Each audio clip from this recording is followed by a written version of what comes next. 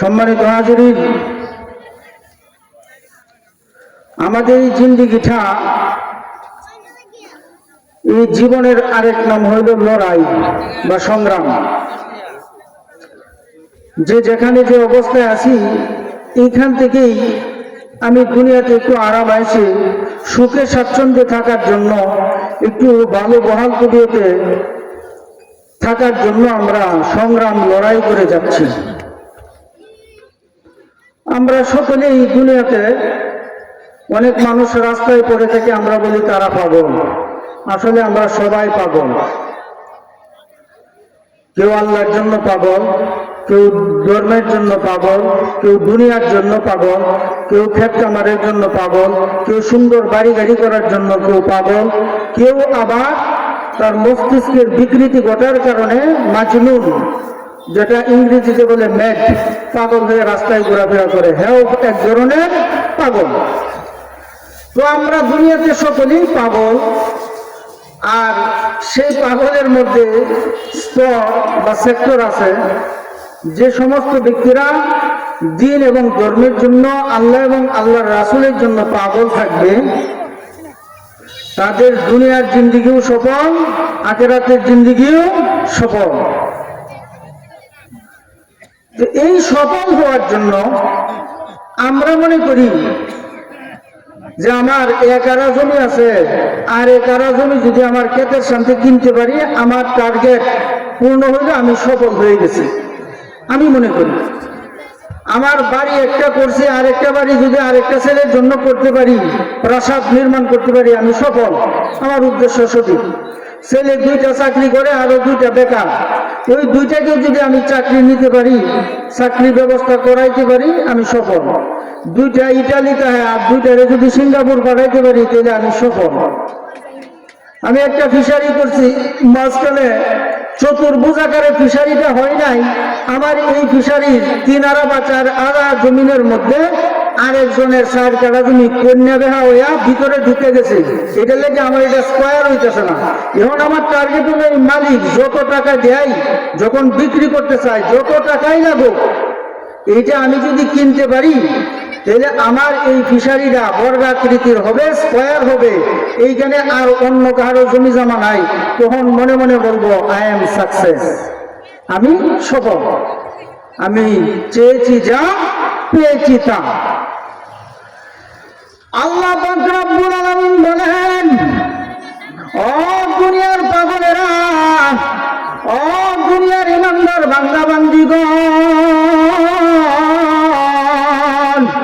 তুমি যেই সমস্ত দুনিয়ার পিছনে দুনিয়ার দাবিদারি করে তুমি সফল এবং সাকসেস হওয়ার জন্য তুমি যেইগুলির মধ্যে সফলতা খুঁজতেছো রে বান্দা,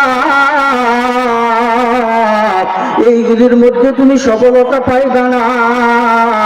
কারণ দুনিয়া তালাশ করে দুনিয়ায় পায়, কিন্তু পরকালে তার জন্য কিছুই নাই। এটা আমার কথা না আল্লাহর কথা? মান কানা ইউরিদু হারসাল আখিরাহ নাজিদ লাহু ফি হারসিহি ওয়া মান কানা ইউরিদু হারসাদ দুনিয়া নুতিহি মিনহা ওয়া মা লাহুম ফিল আখিরাতি মিন নাসিব। যারা এই দুনিয়ার জমিনে যাইয়াম আল্লাহ এবং আল্লাহর রাসূলকে খুশি করার জন্য কোন বান্দা এবং বান্দি দুনিয়াকে লাঠি মেরে আল্লাহ এবং আল্লাহর রাসূলকে পাওয়ার জন্য, পরকালীন সুখ সমৃদ্ধির জন্য দুনিয়াকে আখিরাতের উপর প্রাধান্য দেয় না, বরং আখিরাতকে দুনিয়ার উপর প্রাধান্য দেয়।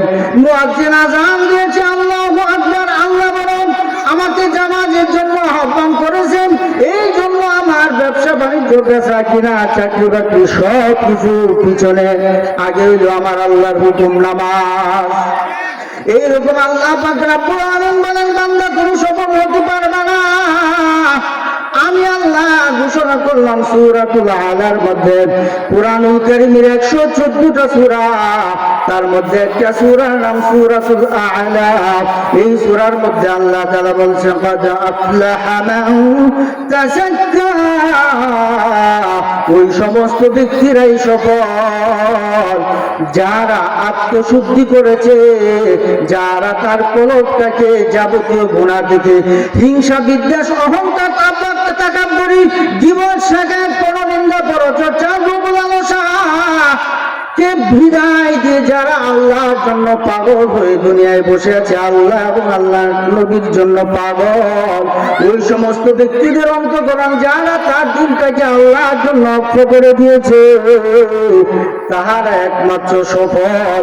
আর এই পদ্ধতিতে যারা এই দুনিয়ার পিছনে তাবেদারি করতেছে তারা সবাই নকল, তাদের জিন্দেগি হইল বিফল।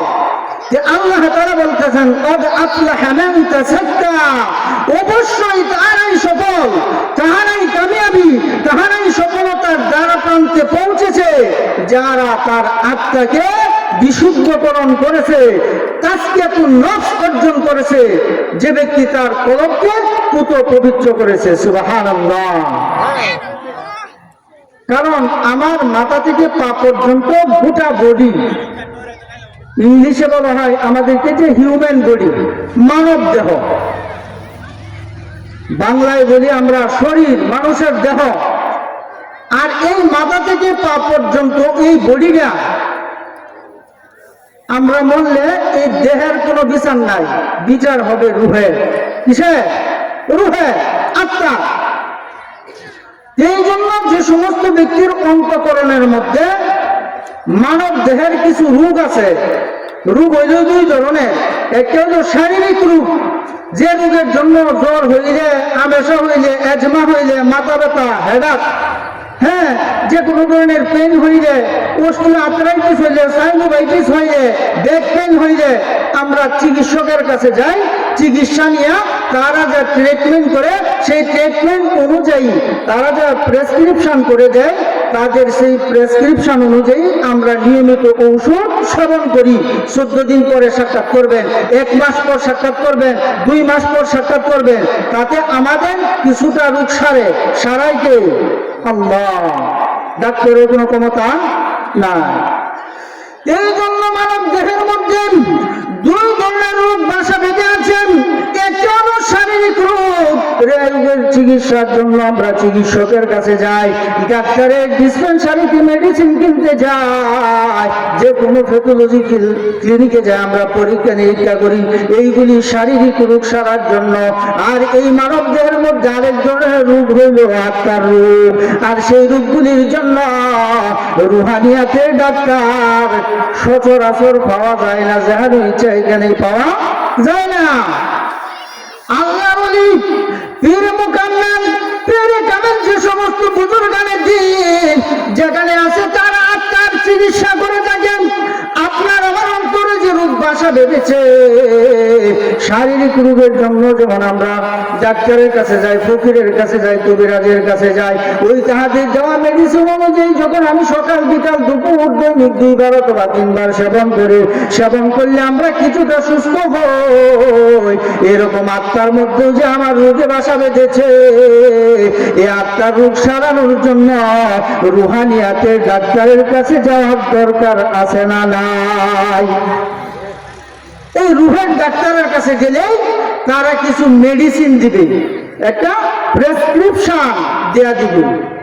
সকালবেলা কতবার আল্লাহু আকবার, লা ইলাহা ইল্লাল্লাহ জিকির করতে হবে, সূরাতুল ইয়াসিন তেলাওয়াত করতে হবে, সূরাতুল ফাতিহা কতবার তেলাওয়াত করতে হবে, এরকম সূরাতুল ইখলাস করতে হবে, কোরআনুল কারীম নিয়মিত কতবার, কিভাবে কোন কোন সময় পড়তে হবে, আল্লাহ তাআলার জিকির কিভাবে করতে হবে রে বান্দা।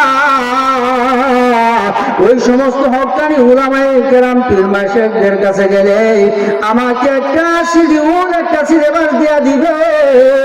এই সিলেবাস অনুযায়ী যখন আমি সকালে পড়বো 500 বার লা ইলাহা ইল্লাল্লাহ, লা ইলাহা ইল্লাল্লাহ, লা ইলাহা ইল্লাল্লাহ, বিকালে যখন আমি তাসবিহ পড়ব, কোন সময় আলহামদুলিল্লাহ, কোন সময় আল্লাহু আকবার যখন পড়তে থাকবো, আমার মধ্যে যে সমস্ত গুনাহের কারণে আমার লোভ লালসা ঢুকছে, দুনিয়ার মহব্বত পয়দা হয়েছে, হিংসা ঢুকছে, অহংকার, তাকাব্বুরি, গীবত শেখায়। আরেকজনের গীবত না কইলে যে আমি নামাজ ঠিকই পড়তেছি, মসজিদ থেকে বের হয়ে শ্বাসলে বইসে আমি গীবতের বস্তা কইলে দিছি। একটু আগে কিন্তু আমি নামাজটা পড়ে আইছি, কারণ আমার ভিতরে রূপ ঢুকছে। এই রূপগুলি দূর করতে হবে। এই রূপগুলি হকের ওলামে কেরামদের সান্নিধ্যে যাওয়ার পর আল্লাহর সেই হকানি বুজুর্গানে দিন বান্দাগণ এই আপনাকে আমাকে একটা প্রেসক্রিপশন করে দিবে। সেই প্রেসক্রিপশন অনুযায়ী আমি যদি নিয়মিত মেডিসিন সেবন করি, যেমন ডাক্তারের কাছে গেলেন, ডাক্তার প্রেসক্রিপশন করে দিল, ওই প্রেসক্রিপশনের মেডিসিন না আইলে যদি এটা আমি তাবিজ বানায় গলায় ঝুলায় করি, সকাল দুপুর রাত 3 বার যদি খালি হাত দেই যে আমি প্রেসক্রিপশন নিয়ে আসি, আমার রোগ সারবেরি। এই জন্য কোরআনুল কারীম ওয়ানুনাজ্জিলু মিনাল কুরআন মা হুয়া শিফাউ ওয়া রাহমাতুল লিল মুমিনিন। গোটা কোরআনটাকে আল্লাহ পাক রব্বুল আলামিন রোগ মুক্তির মহা ঔষধ হিসাবে দুনিয়াতে প্রেরণ করেছে। সুবহানাল্লাহ। এই জন্য কোরআন খালি তাবিজ বানায় গলায় ঝুলায় রাখার জন্য না, এই কোরআন শুধু তাবিজ বানায় হাতের এই বাহুতে বেঁধে রাখার জন্য না। আল্লাহ বলেন, ওরে বান্দা, যত কঠিন থেকে কঠিনতর রোগ ব্যাধিতে আক্রান্ত হও না কেন, প্রতিদিন ফজরের নামাজের পর তুমি সূরাতুল ফাতিহা 140 বার পড়ো।